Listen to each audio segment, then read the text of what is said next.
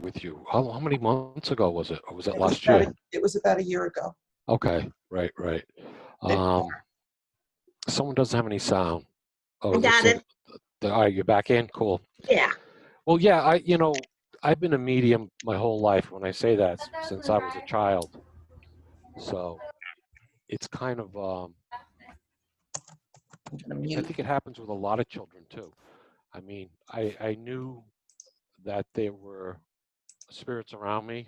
I would probably say going until I was like 7 or 8 years old, probably 7, when I first started realizing that I was clairsentient, or I could sense things around me, um, and I could actually distinguish if they were male or female. Um, and then, things kind of take off the more, if you want to stay open to things like that.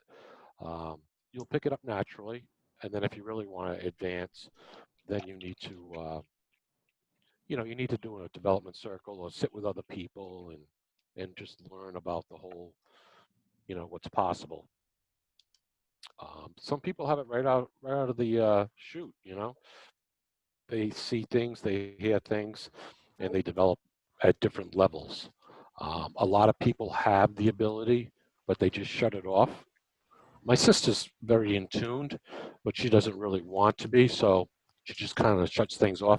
But I've noticed in the last decade or so, she's much more open to it, and then things, she does have certain things where she can see or feel things. So, but not as a child, she didn't have it. At least she doesn't admit it, but but they say it runs in families. And I was taking a course with Mavis Patillo down in Florida with Suzanne Giesman, and she said that I was third generation medium, and I don't know who the second one was. It wasn't my mother.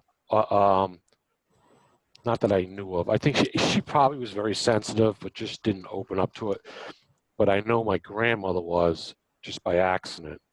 My mother overheard a story. I just finished one of Von Prague's book, and I was I was talking to her about it, and she was sewing.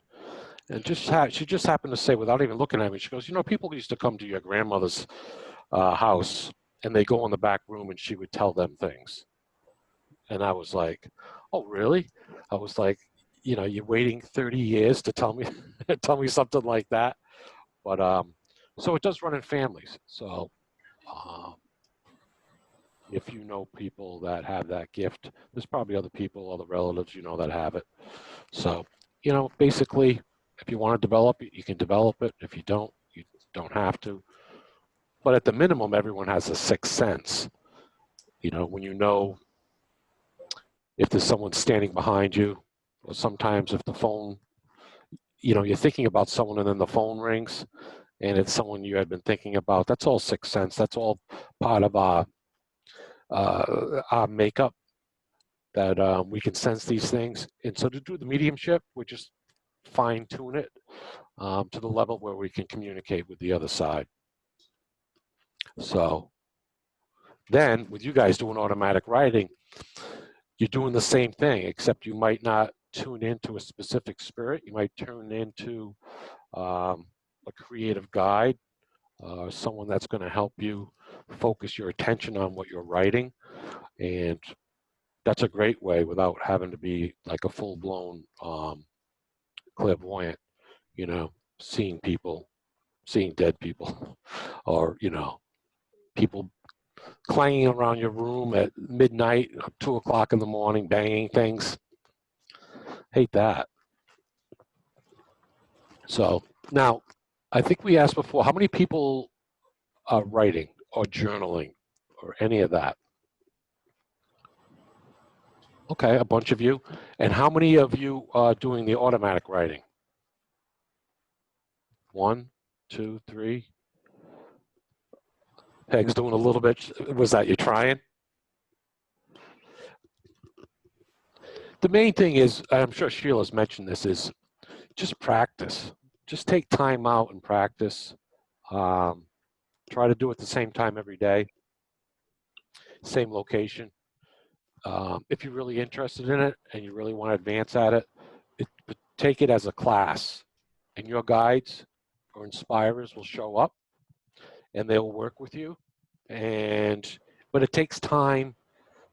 It takes time for them to learn your energy. It takes time to build up um, the feeling they have on how to work with you. I know when I first started doing automatic writing, um, I could only do it for about a minute or 2 minutes, and then I would get too tired. But then they told me that they would continue to work with me, and then over the years and stuff, I could sit down and do it for an hour or an hour and a half or something like that. But one step at a time. So the more you work with them, the more they'll know your energy. The more they know your energy, they'll know your limitations, and they'll know when you're tired, and they'll know if things are getting through. Um, and you'll be able to see the difference between automatic writing and perhaps your own conscious writing. Um, sometimes inspired writing is comes from spirit. I would do a lot of inspired writing and let the automatic writing take over. That's a little bit more difficult just um, to take over your hand, your mechanisms and write. Anyone have any questions as I go along? I mean, just raise your hand. I have a question. Yeah. You were just talking about making it a class. So would you suggest like making an appointment with your guides? Or is that necessary? No, I think what I meant was have it regularly scheduled. You don't have to make an appointment like, all right, this week we're going to do it Tuesday at 6 o'clock and Thursday at 1 o'clock. Try to stick to a regular schedule. So if you have free time that you usually write or meditate or anything like that, you try to do that, stick to that schedule. If it's going to be in the evening, you do it the evening. If it's early in the morning, you want to do it in the early morning. They'll be there for you. Okay. And it just helps with the energy than if you're doing it sporadic. If you're doing it 1 or 2 days a week and then you decide to do it 8 times, then you decide to do it once and then skip 3 weeks. It just, your energy's off, not as much for them, but for yourself, So, but like anything, if you want to get good at it, it's practice and it's baby steps. And then eventually, you'll go as far as you want to go. And how deep you want to go. And when I say that is, you might just want to be inspired to write the great American novel, and they can help you with that. Or you can go full metal jacket, as I say, and just have them totally take over your writing totally without you even being conscious of it. So it's soup to nuts, depending on where you want to go with it. I don't know what what level they're at now or what their goals are, but it's all available, But like I said, baby steps. Peg, where are you on your level of doing it? You got to unmute, Peg. Unmute. Automatic writing? Yeah. I'm a mess. I mean, it still is very difficult for me to be able to know whether or not it's coming from an outside source or if it's coming from my head. Right. That's very common. One of the things is what I like to do, and when I teach a class in it, is write down a series of questions. Have one for a particular night, like, just ask them a question about something. And then, you do a meditation, and then just see what you get. See what you get. They will eventually start to give you information about the question you asked. And some of it, like you said, Peg, some of you might say, oh, is this my consciousness? And some of it will be. But you'd be surprised. You could write a couple of paragraphs and you'll look at it and you'll say, wait a minute, those 2 particular sentences just don't fit in the rest of the paragraph. They're just kind of like And you'll read it and they'll sound like someone else. And so you can see how they're starting to slip into your consciousness and teach you how it's done.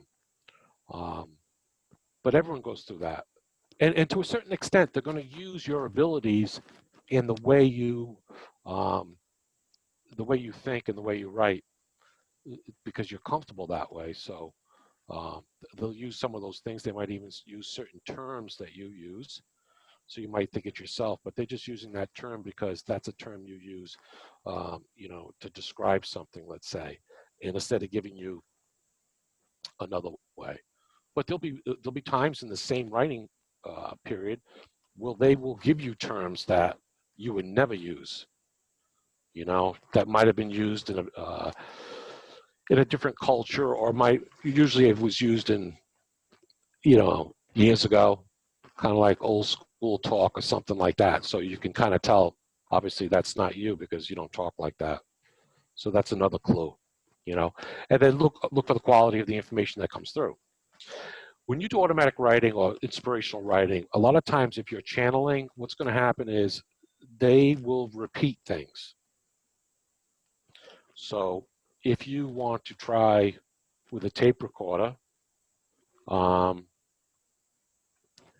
you can try channeling some stuff, and that way it can come out without using your actually writing. I know when I started with the writing, it came very quickly. And I would write, and the only thing I would recognize was like the last 2 or 3 words I wrote, and then I would go on to something else. And if, let's say I wrote 2 or 3 pages, it would sound like gibberish to me because you structure your memory, you're only thinking about the last couple of words. You're not really, and then you go back and you read the whole thing and it flows. And that's when you say, oh man, this is really cool, because it didn't seem like it was flowing, because it just seemed like it was just like pieces. But it's interesting because it seems like a lot of the people that on the other side that work with the automatic writers and inspirational writing, they're very good at English or structure or grammar. Thank God, because so when I write it, a lot of times, a lot of it doesn't have to be edited to the degree where if I just wrote it myself, it would have to be edited. So they're pretty good at that. If you're working on a project, when you invite your guides or inspirational people to come in to help you when you write, or if you're asking a question to get information that way, invite in people that have backgrounds in grammar and structure. They'd love to help, so you're not just getting, the last thing you want to do is hook up with some spirit that's,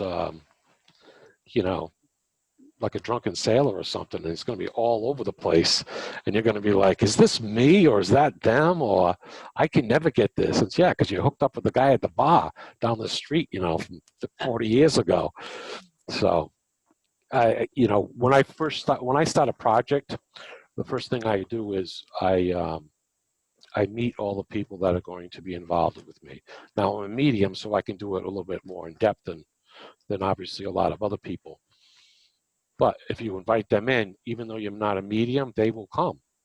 They will come. You can ask for, if you're interested in writing on a particular subject, bring in specialists on that subject. If you want to write on a memoir, or you want to write on nature, or you want to write on politics or something like that, invite those guides in for that particular subject. Okay? Because, if you're building a house, I don't want a chef coming through. I know it might sound funny, but it's true. So it just gives you extra, hey, listen, nothing wrong with chefs. The chef might be a great writer, a great builder too. So I'm not, but it's just an example I'm giving. So invite those people in and just use all the tools you have, which is really cool because you're not alone doing any of this stuff. This gang's on the other side. That's what their job is, to help us. Some of the people that are working on my last project, or I'm still working on the project a little bit, finishing up the end of it, were a couple of girls that were in college when they passed away, and they were English majors. So they had the opportunity to work with someone on this side helping me write the book. So you have those guides available to you. So like I say, use them, pick them out. It's like Mission Impossible, you know, when you go through the guide, just like, all right, I want this guy for this project. I want this person. I want this type of person. Do the same thing because they want to help us here. And that's how great writers and great painters and great musicians, they tap into all that wonderful energy, and it gives them inspiration and guidance on how to do their craft. So if you're just journaling, that's fine. You can do that too. If you want to take it to the next step and do something on a bigger scale, you could, definitely bring them in. Any questions on that? So I can I, ask, sorry, Peg. Go ahead. I love the idea of inviting. Mhm. Saying, okay, I'm open. I want you here. It's huge, So and that's show up and help me. right. I mean, that's huge, and we always talk about that when we talk about asking for signs, because the golden rule, I shouldn't say the golden rule, but like one of the main rules is that unless you ask for it, they're really not going to intervene because it's kind of pushy, and they really don't want to do that. But if once you ask, it opens up a big highway for them to be able to. That's the first thing. It's like you ask them, boom, that's it. If you don't ask them, they'll just stand there waiting. Like, do you want me here? Do you want me? Do you need help? It's something simple. It's just ask for help or assistance or partnership or whatever you want to work on something like that. Once you do that, they're right there, and they will stay with you and work with you for as long as you want. But the thing about setting up a certain time, and if you're serious about something, then they'll serious, but you have to respect them to take time out of their time to work with you. So, any other question on that? Does anyone? Yeah, Astrid has a question. Just unmute. Okay. Hello, Joe. Hey. I saw you a couple times before. I haven't been here in a while. Yeah. I have a tricky one for you. I have anxiety, and so it's a physiological condition. Yep. Meditation is very unreliable. The main guide I want to talk to, who's with me all the time, is my twin flame soulmate. And he was a high energy person in life. Mm-hmm. And it seems we both have a problem because I did it every night, same time for a while, but he's with me all the time. He knows what I want. I talk to him all day and night. He knows what I want or when I want. And sometimes I give him warning, a good warning, like 2 hours, an hour. Sometimes I don't. Sometimes I don't. But I get more loops than anything. And the thing is, one of the things, and then what Peg said about not always wishful thinking, was that really him or me? And one of the things I tell him all the time is because he was Norwegian, fluent English, but he still used a lot of the Norwegian grammar and made some mistakes. And to me, that's great, because if it comes through like that, I know it's not me. Right. Even though I'm a fluent reader, I'm fluent reader, but I still know. I still think in my irregular English, and but I get loops and loops and loops for a few years. I tried a good two years, pretty steady. So is there something we can do? What do you mean by loops? Well, I like the kind of automatic writing where he's moving my hand. And when I do pendulum, I can literally feel him. There's certain signs like the temperature, I'll feel hot, or I'll get certain muscles will twitch when I know he's going to start swinging it. In between, I don't get that. And I've done that so much, I know his signs. So I like the automatic writing where I know it's not me, it's him moving my hand. Right. But I get loops like just looks like ocean waves, and some things that look like they want to be words but are just so messy you can't distinguish them. Right. And then sometimes I get answers here and there. And like I said, when I do, I'm not sure it's me or him. Right. But how can I help myself, and how can he get, because it's like my anxiety and his high energy is just, and yet he knows my energy. He's here with me all the time. We have the same twin flame soul. What can we do? Well, I think, when the loops is very common. I mean, that happens. And a lot of times when they do that, they're just working into your energy. Now, it's very similar. they're kind of looking to put you in a meditative state. Mm. So with people with anxiety, like I have anxiety, Mhm. I have learned to meditate, but a lot of people can't. But there's lots of forms of different meditations. Mhm. People do it every day, they don't even realize it. People Mhm. like to garden, people like to Mhm. paint, people like to play basketball. Those are all active meditations, Mhm. and they put you in the same state. Okay? They clear your mind, you're focused on something in particular. They're meditative states. It's like active daydreaming. You know, it's very Yep. easy for them to work with us and come into our Right. consciousness. So maybe before you set up, even though if you're having trouble doing meditation before you sit down with them, they're giving you loops because anyone ever see George Anderson when he does mediumship? He writes, he does loops. I have a medium who does that too. Yeah.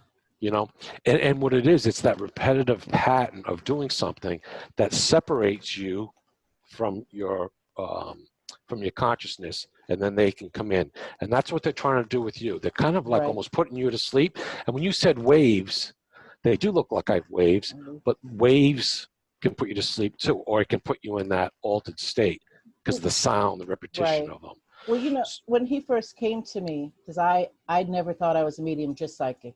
So when he first came to me, I was actually sketching his portrait, and I had no idea that was a form of meditation, like you just said. And I was hearing him, and I was getting all this great stuff, and I had a medium confirm it later because I thought I had gone crazy. But I wound up doing like 50 portraits of him just because I thought, oh, this is the best way to really hear him. But you know what? After a while, my mind, I even did theta waves. Yeah. Mhm. And usually by the second or third time, I'm immune. And with the portraits, it took a little longer, but I just don't know what you can do while you're trying to write at the same time.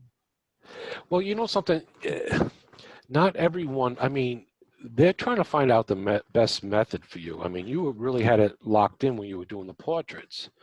And When something happened. no, I mean, it's there. They just want to find out what the best way is. I mean, you could actually do it, just record your voice while Right. you're making the He told a couple. circles. He told a couple. My medium. He told her on 2 different occasions that he loves the pendulum. Okay, he's excellent with that, but there's a couple of problems with that. First of all, I have physical Right, pain, and it's hard for me to get comfortable a lot of the time. And right, secondly, even though I do hear him in my mind, the actual physical, tangible thing that you can see is only yes, no, basically, because right, I never got the hang of the alphabet board. Because right, moving your hand is one thing, moving your whole arm to go around the board is another. And I just haven't found a board where I can see it good, sit right. comfortably, and know. So my problem was, how do I know, even though I'm hearing, and most of the time, yes, it's very accurate where I'm hearing what the yes, no matches the yes, no, but I just wanted more detailed stories of All things right. that I This didn't is know about. this is what you're going to do. What I want you to Okay, do is I want you to ask them questions, and okay, don't worry about the automatic movement right now, because your okay. your brain is over analyzing, and it's very difficult Mm-hmm. to do it while you're like Right, analytical, like like I am too. right. Um, ask the question, get the information from him, and then just write it out. Okay, and just Okay, write out your answers, and just keep practicing. You'll hear them, and you'll write it out.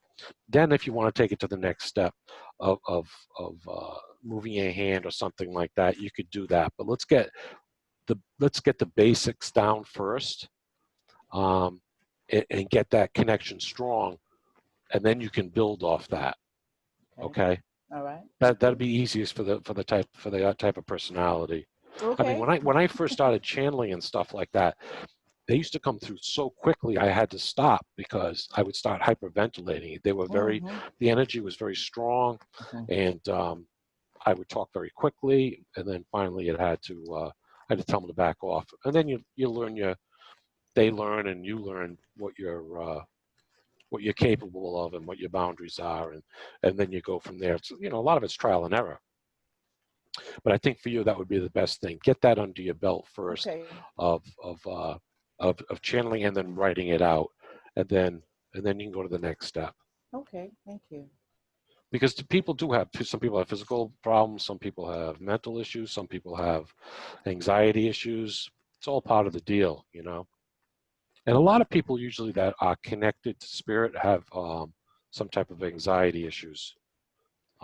It's not unusual. not unusual. It's just Right. more sensitive, I think, and we pick up more clues, and so it's kind of a double-edged sword. Yep. You know. Thank you. Any other questions? Could you talk more about, well, you didn't get to talk about it yet, but will you talk about the signs in your book and tell us what's going on there? What to look Sure. Originally, I had my first book that I wrote. I wanted to write something that was that the general public could gain something from, and it wasn't too complex. I mean, it would be easily accepted so people would read it. No one wants to write a book that's going to sit on a bookshelf and no one's going to read it, because then it's kind of like, it's kind of a test of ego as opposed to wanting to help people and get it into their hands. So I decided to write a book on signs because I had a couple of incidences right after my aunt had passed, and I thought it was really cool, and I had recognized signs before. So I decided to sit down and ask some questions, do some channeling, get some background information, and talk to some people about the signs that they would get, and did a little background on it. I didn't realize, somewhere between 80 and 100 million people in the United States alone believe that they've had some type of contact from a loved one on the other side through a sign. And so it's not as closed off as it was 20 or 30 years ago. Back in the day, not many people talked about it. A lot of it kept to themselves. But over the last 20 years, between TV shows and social media and popular books, and a lot more people are open about it and open to share their stories, which I think is very, very important. That's another reason why I wanted to write the book with people's stories, personal stories in the book, because I think it's very important to share your stories with other people, to give people the confidence to accept the signs that they're receiving that they have doubt about. And we all have doubts about them. And I don't know why. It's just kind of like, maybe it's just our makeup or something. But you really want, if you get a sign, and just thank them for it, or ask them for the sign first, invite them in, thank them for it if you get it, and don't say, can I have another one? Can I have another one? Can I have another one? Can I have another one? Because we've all done it. So actually, it's in my first book. I had done it kind of by accident, but I was going through a drive-through to get some iced tea, and I asked my aunt to send me a sign that she had just crossed over, like I said, the week before. And so I'm in the drive-through, and I look down, and it was like this well-manicured, it was dirt. It looked like they were going to get ready to put flowers in or something like that. And there was one green thing that was sticking out of it. I'm like, oh my God, is that a four-leaf clover? So I stopped my car, and I thought for a second, oh, do I really want to get out of the car with people behind me? Yeah, that lasted a second. I was like, yeah, tough, So I got out of the car, went over, I picked it, and it was a four-leaf clover. Now, my aunt was very, very Irish. We had the shamrocks all over her casket. There was Irish bagpipers at her funeral. It was just the whole 9 yards. So it was the perfect sign. So, I was really excited about it. And then, I told my girlfriend at the time about it, and I said, I'll show it to you when we hook up later on that evening. So I put it in a piece of gum wrapper to save it. So one thing led to another, and I didn't get a chance to see her that evening. I didn't get to see it till the next day. So when I saw her, I opened up the wrapper, and the thing had shriveled up. But she could tell it was a four-leaf clover. But I was like, oh man, I wanted to put that under glass or something like that. You know what I mean? So it was cool, and I got to share it at least with someone, and someone else could validate it for me. But I didn't have to validate it. It was nice to share it with someone. So about 3 days later, I asked my aunt for another sign, and I know, I'm not supposed to ask for another sign, but could you please send me another sign, because just to validate the other one. So about, I don't know, it was the next day or something like that. We were on the way to the beach. So we went to this local beach, and it was a small little beach. You had to go through some woods or something to get to it, and it was an early afternoon thing. So then about 4 o'clock or something, we decided we got to get out of there because we we're going to meet some friends for dinner. So we picked up the coolers and the chairs and everything like that, and started heading back through the little set of woods to the car. And as we came through this setting of a few trees, and there was a lot of it was a grassy area and stuff like that.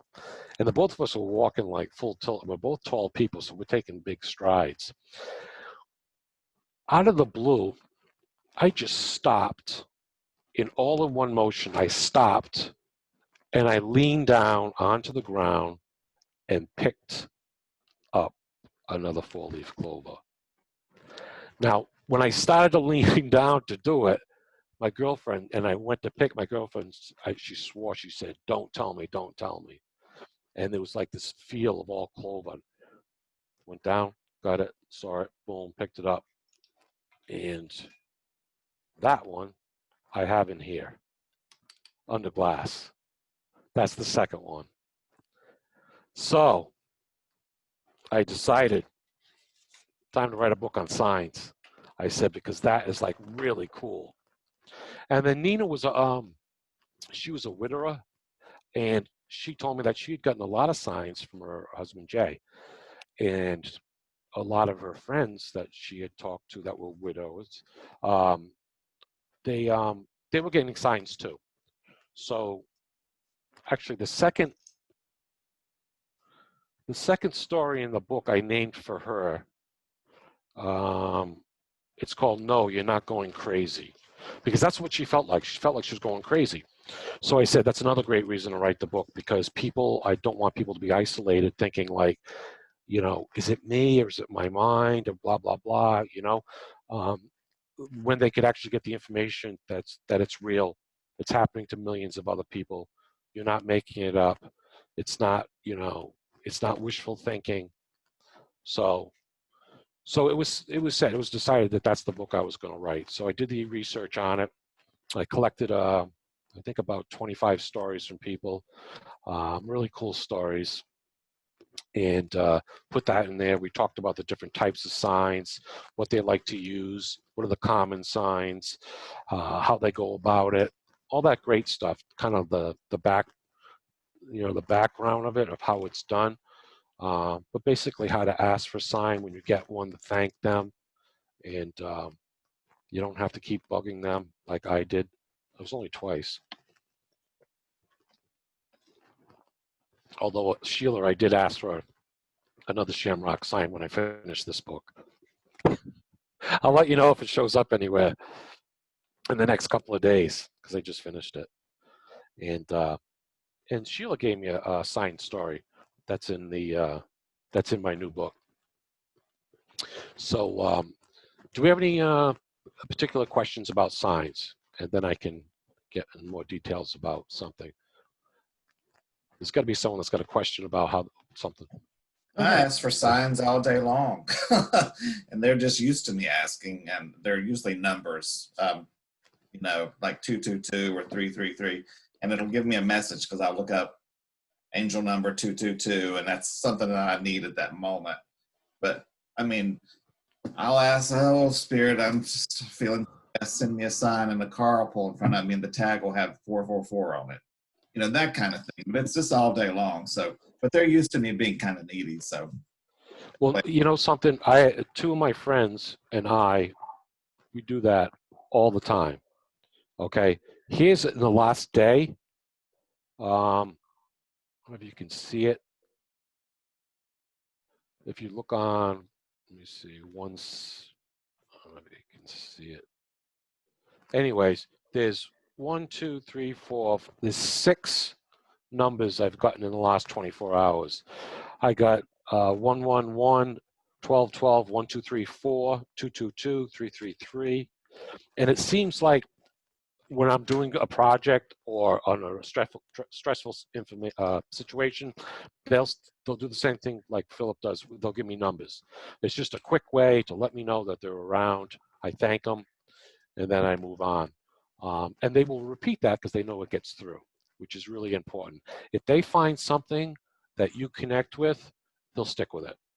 Some people always find in pennies. There's a reason for that. Or feathers, there's a reason for that, because they got you. They're not going to send you pennies and all of a sudden, send you dump trucks because it's going to confuse you. We're confused enough here. And so they want to keep it as simple as possible, the KISS method they're using. So what they like to do is they like to share shared memories. That's another big one too. If there's something that you and that particular person enjoyed doing, or something that was particularly favorable that they enjoyed that you knew about, they might use something like that. I think one of the examples I used in the first book was if someone's really into horse racing, and they did it their whole lives, and they either bet on them or they took care of horses or they just love nature or something like that, they're not going to send you a sign on baseball. They're going to send you a sign that's related to horses. It really is try to keep you simple. So that's another way they try to do it. When someone passes over, they go through a process. It's called an evaluation process. And the first thing they do is they decide if a sign is going to be sent, when, where, and how. And then they'll go through all your shared memories and decide what's the best way to go about it. So what they're going to do is it's like walking down an aisle in a grocery store, and you might have the baked beans over here, you got carrots over here, you got bread over there. But to them, they're looking at, this is the honeymoon over here. This is when you bought your first motorcycle. This is the kid's anniversary. And they're looking at the stuff they want to pull off the shelves to try to see if they can get your attention. So it's going to be something in the shared memory that you both enjoy. Where? They're going to pick some place where you're not stressed out. If you're daydreaming, if you're doing active meditation, like mowing the lawn or doing the gardening or painting, great way to come into your consciousness. It can slip right in because you're not worried about picking the kids up at school or soccer practice or all these other things. A lot of times people get them when they're driving, because what happens when you're driving, you go on that automatic driving mode and you start random thoughts and they'll come to you. Where? Well, it depends on, like I said, the stressful in where you are. They'll pick the time and things like that. If you get a message, a lot of times the first thing they're going to decide is, are we going to send a message? If you're in a stressed out mode, or if you're still heavily in a grief situation and they think it might bring you discomfort, they won't. They might send it through a friend though, or a relative. And we see this all the time, especially around a funeral or right after the passing. They might not be able to get through us because we have physiological things going on at that time that a lot of us just get, like hyper zoned in on certain things, and it's tough to get through. But someone might have a dream and relay it to you, or they might get a sign and relay it to you, or they might attempt a group sign, and so that other people can share it, and that reinforces it so you won't doubt it.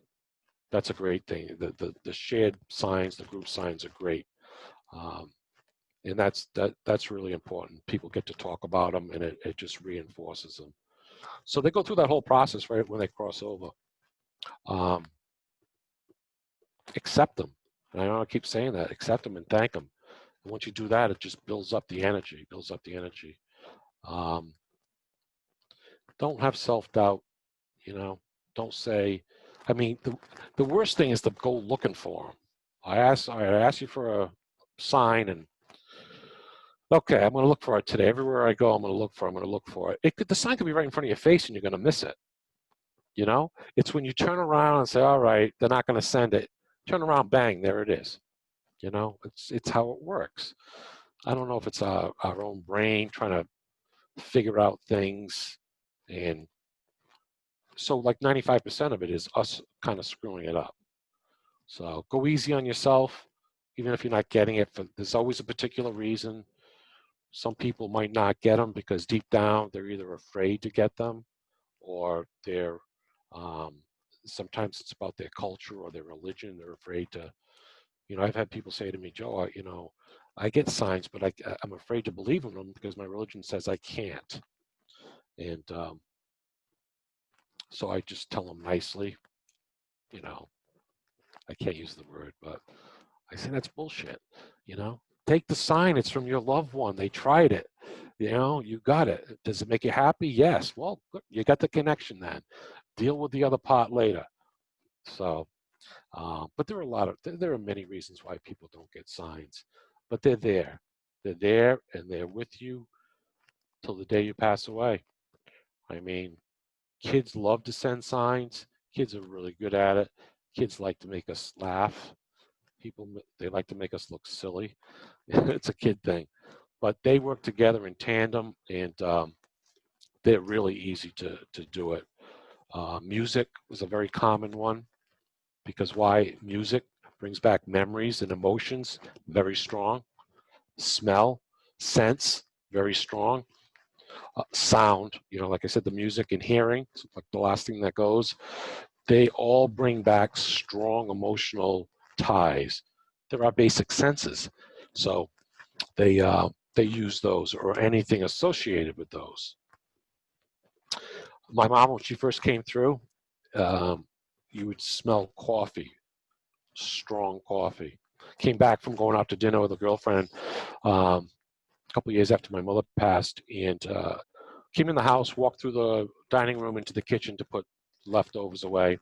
And as we walked back through the dining room to get to the living room to watch some TV, I smelled this strong aroma of fresh brewed coffee. But I didn't say anything. And I said to my girlfriend, I'm like, do you find anything different? I mean, do you find anything different in this room? Is there something? And she stopped and she goes, and she kind of looked at me. She's like, oh my God, what's that smell? She goes, that smells like fresh brewed coffee. And I just laughed and I said, yeah, that's my mother.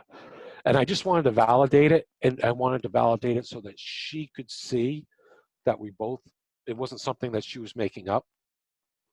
So we came in the other room and she goes, you think that's real? I said, of course it's real. I said, you go back in the room right now. I said, the smell will be gone.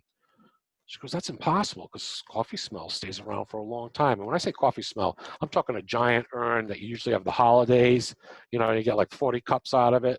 That stuff stays in the house for, you know, for hours. So we walked back in the other room. There was no smell at all.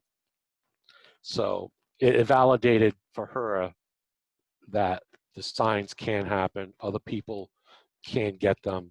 Um, if you get them, you can ask other family members if they're open to it, if they've gotten them, because they might be sending them signs. And it's always nice to share them with each other. It's just wicked cool, you know what I mean? But that's a Boston thing, really wicked cool. So, any questions about that? Yeah, Jennifer? I was just going to ask, my problem is for signs is sometimes they can be so subtle, I don't even know if they're signs or not. I have a friend who gets feathers from Spirit World all the time, lucky her, but my signs I think are so subtle, and I always say make sure they hit me in the face because I'm not into subtle, and it never happens, rarely. So I think sometimes when I concentrate, I can see the subtle, but if they're too subtle, it's over my head. All right, but do you recognize them as signs? Or do you doubt them? Yeah. You doubt them, right? Yeah, because they're too subtle, you know, like I don't get feathers or coins or it's Listen, not very or if you anything. if you start to accept those subtle ones and then just say thank you and let it go, they'll get stronger. They Okay. really will. But you can't ask for a particular way, like in your face. It's like, you know, I've had people like, oh, send me a sign, but not next week because I'm taking the kids to Disney World. And then when I come back, I'm really tired. So can you do it like in 10 days? It's like, are you nuts? They actually look at you on the other side and they're like, are you nuts? It's I like, get it. you know, we know the best time. And they're like, you know something? No, they will. They'll get a little, they'll be like, no, no. So I Okay. think, Jennifer, they're there. You're starting to pick up on them, and you're wanting more, and they're holding back. Release it and say, thank you. I'm not Okay. 100% sure it is you, but if it is, I'm gonna thank you anyway. And that's gonna open it up. and then they will start to show you more things. They might be subtle, they might be a little bit more than subtle, and they might do a wow one, you know. Okay. All right. Not Thank everyone you. gets wow ones. And the people that get the pennies and the feathers, because they got them the first time, they continue them, and it's an obvious sign, and it's a sign that's been used for literally hundreds of years.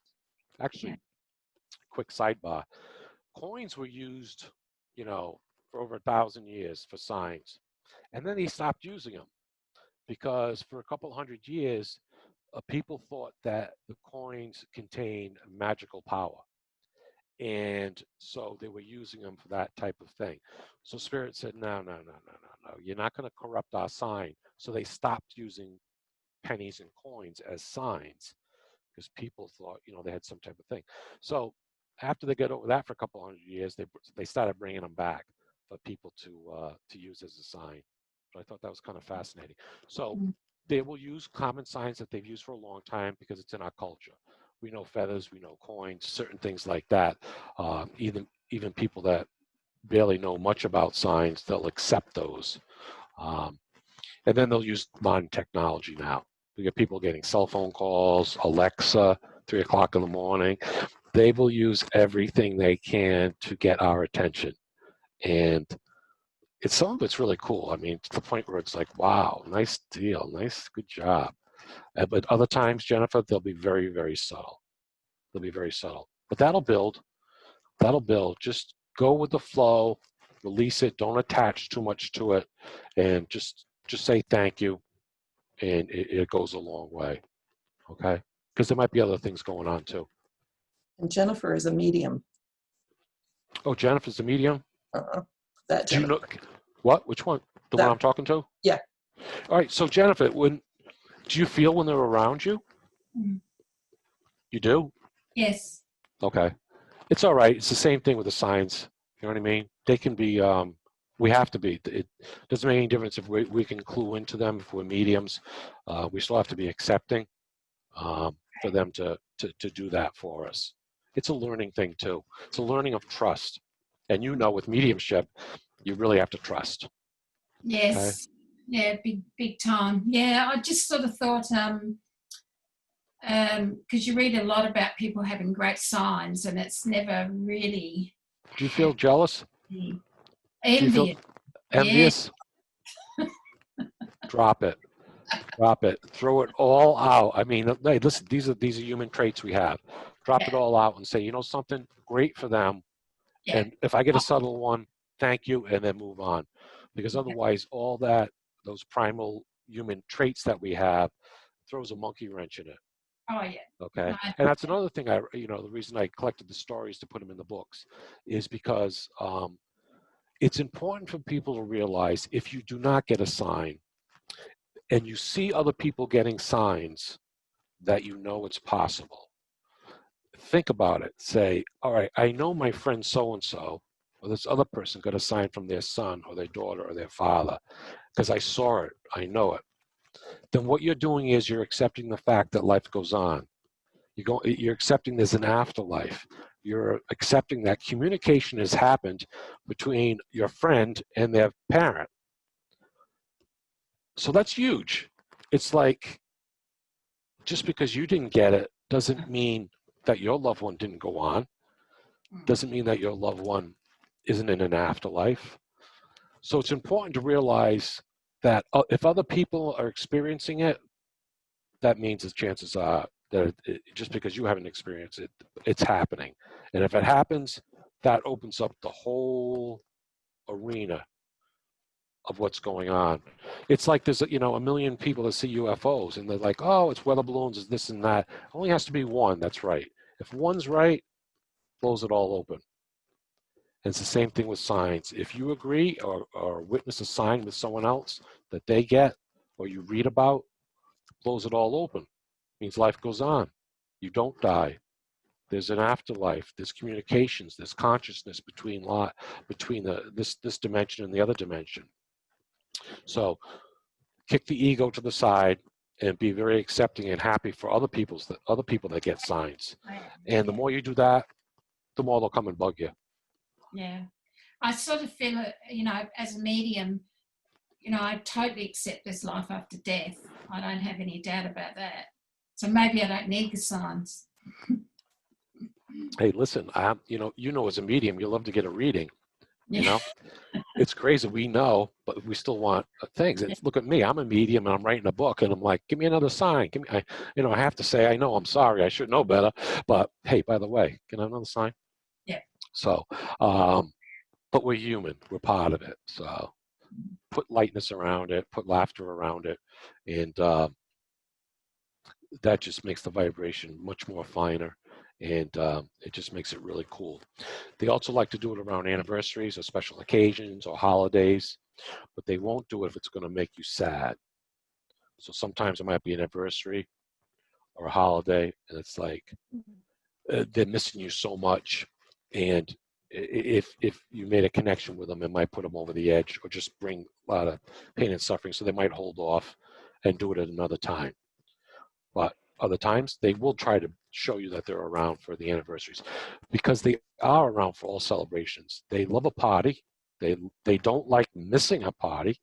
So if there's a birth or a wedding or something like that, they are right there.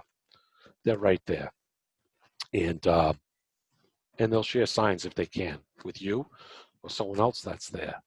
So keep your ears open in case someone else says, "Hey," or maybe you'll get a sign for someone else, and you can decide when it's right time to give it to them. You know, Thank you. Or dreams, they come through in your dreams. It's very easy to come through Dreams. in a dream, because we've put down our analytical brains to a certain extent, not always.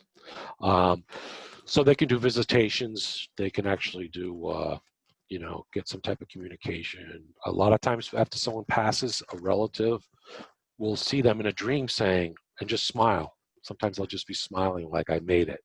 You know what I mean? That might be a lot of times that's the first time of contact. So it's right up there. It's probably number one for all types of connections is the dream state. So ask a question before you go to bed, or say, I want, can you show me a sign, or can you visit me in my dream? And if you say that before you go to bed, they will try. But if you've had 7 cups of coffee and 2 Diet Cokes, your brain is going to be fried, and it's going to be also some Chinese food or something. They'll show up, but they'll have some type of weird outfit on. You're like, was that my grandmother with army boots on? It's like, well, you shouldn't have eaten chocolate before you went to bed. So, I think Rona has a question. okay. Go ahead, Rona. Uh-oh. Yes. Yeah, I don't know if we're going to be able to hear you. I hope Can you put it in the chat? you understand my accent. I have signs. Oh no, can you hear me? Can hear Yeah. you now. Go I ahead. have, yeah, and my, can you hear? Yeah, On and I on. have signs. There are 2 types. There are signs where I get rainbows, feathers, coins. Oh dear. Okay, we got that part. Go ahead. Shall I continue or not? Yeah, go ahead. And I don't think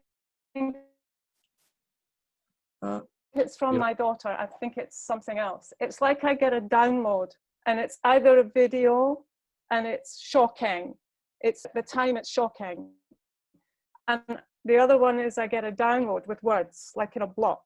And I've had them a few times, and it makes me sit up. And first of all, I worry. Now I know that it's telling me to do, explaining something that I don't understand that's going on.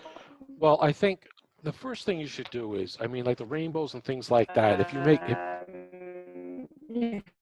if you make a connection with that, then Okay. Hong Kong has Mute. a lot of problems.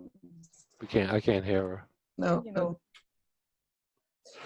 what I was going to say is, if you make a connection with the rainbows and certain things like that, then focus in on that. For stuff that's being downloaded and stuff and it's confusing, you can set the parameters of how you want to be contacted. It's different than asking for a sign on a certain day at a certain place.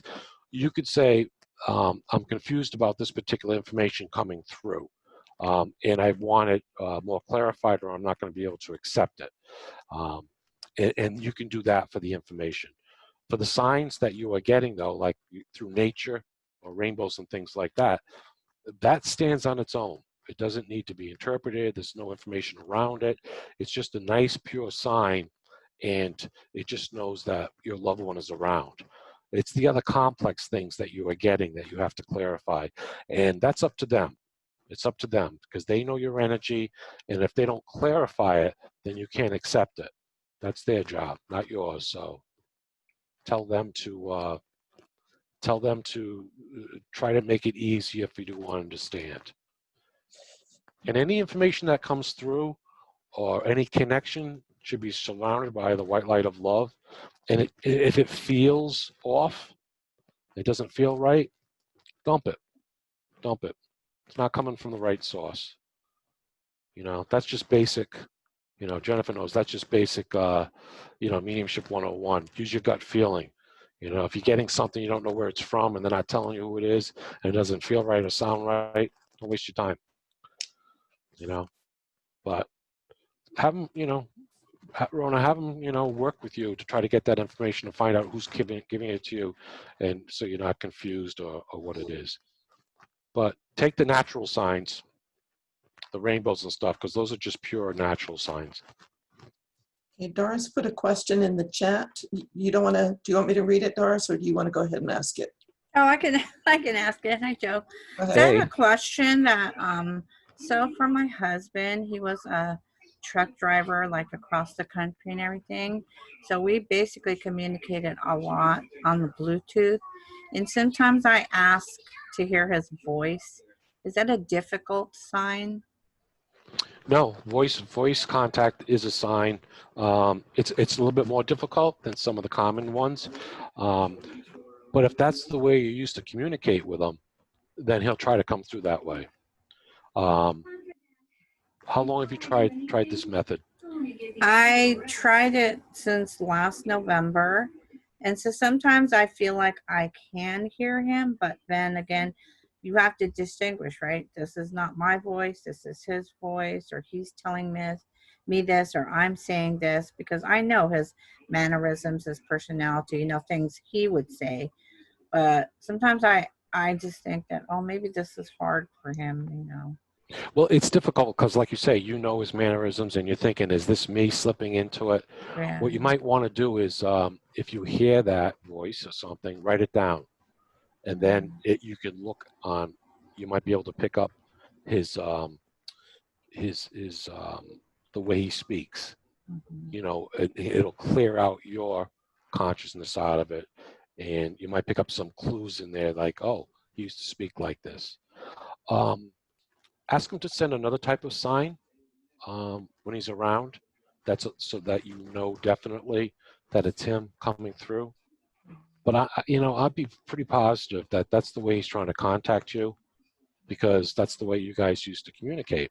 Yeah. Before you go to bed, ask him to come to you in a dream. He has before, and then what happened is that the conversations are short, and the words are short. So is that normal? They don't talk like we usually do, right? No, it's tough to have a conversation, Yeah. about the political nature of our United States right now Yeah. with a spirit, they're short. They're short. I had a dream visit once where I went back to work because I'm a nurse, and I work around COVID patients, number one. And number two, I was worried about the house situation. So he comes in this dream visit, and I'm talking to this nurse, and he's like, this nurse hands me this paper. It says $3,000 a month. And he looks at me and he's like, no, stay at your job. And then the other thing he says after that, he's like, and I want you to stay safe. And I was like, oh, he didn't say anything else, but you know what? I'll take that. I'll take that. Don't get greedy, Doris. That- Those that are two was- great things. Are you kidding me? You Look know at how Jennifer. Jennifer's getting subtle things, and you're getting like answers to the, to the questions of the world. He's like, no, that's not enough money. Stay where you are until you get a bigger raise.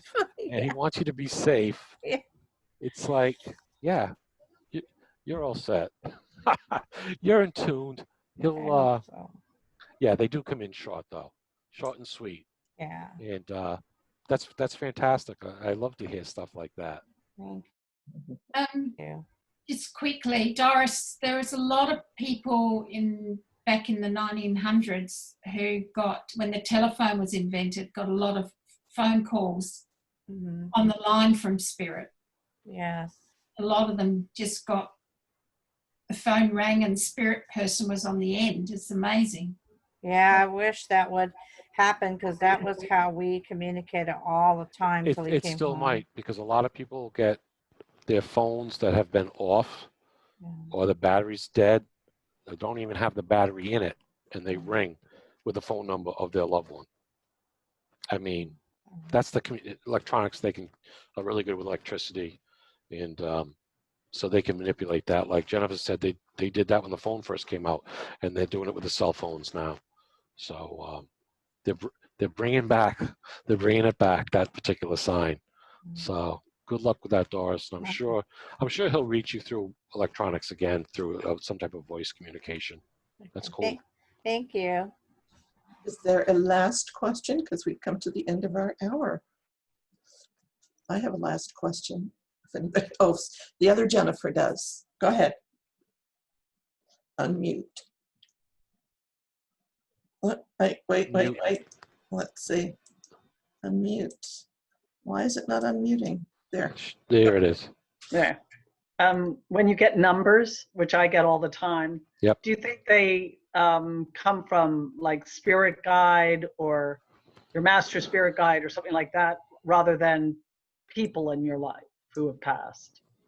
Well, I think if you're looking for a particular sign from a loved one, and these numbers start showing up, then yeah, they can be related to your loved one. If you're in, I get them all the time. I get 1111, 222, 333, 555, 444. And I get at least 2 or 3 a day. right? So I don't know. Yeah, it's A lot of people. No, I think Or is in it that spirit? case, like I get them, I think they're your major spirit guides are with you, to support you, and they're just letting you know that they're there. I always say thank you, Me and too. I appreciate it. I actually logged it for a year. I logged every day of the numbers that I would get. That's what I've been doing. I've got. Yeah, and I call noticed file around. occurrences. Yeah, and I noticed around stressful times and stuff, I would get a lot of them. When I was writing the chapter on violence and murder for my current book, I would get numbers 9, 10 times a day. Wow. I would wake up, 2:00 in the morning, 222, go back to sleep, wake up 444, and get 444 and 222 again in the afternoon. Get all the 111s. Yeah, Wow. 9, 10, 11 times. And my buddy would say to me, Joe, what happened today? You got all these numbers. And I told him, well, this is the particular chapter I'm working on. And I guess, Spirit wanted to know that, they were working with me. And so it was just extra validation. So I think they're just checking with you, Jennifer, because they know that you guys are on the same path. I mean, you're very well connected. So they're going to continue with it. And it's Great. easy because it's easy to get our attention just to look down at the computer screen. There's a number in our car, it's digital. It could be on the kitchen stove, it's digital. Pick up your phone and check your emails, it's digital. Yeah, The ones that get me are the ones in the middle of the night when I get up and I roll over in the darkness and I'm just like, see what time it is. And there it is, 444, 333. It's just like it blows you away. It's like, what are the chances? Like they say, you can't make this stuff up. Right. So keep Thank an eye you. on it. Be happy for it. Always be grateful. Thank you. And be grateful that other people are getting them too. Wow. All right. Well, that was really great. I see Marilyn has put something in the chat here. Numbers are angel numbers. You could Google their meaning. Yeah, Philip was talking about that earlier. in Doreen Virtue's book. Is she still, I mean, she doesn't believe in all this stuff anymore, so I wonder. Well, I think in numbers and angels have always been significant about connections with the other side throughout the ages. So they're keeping it. They're still keeping it. They're not going to dump it like the coins they did for a couple hundred years.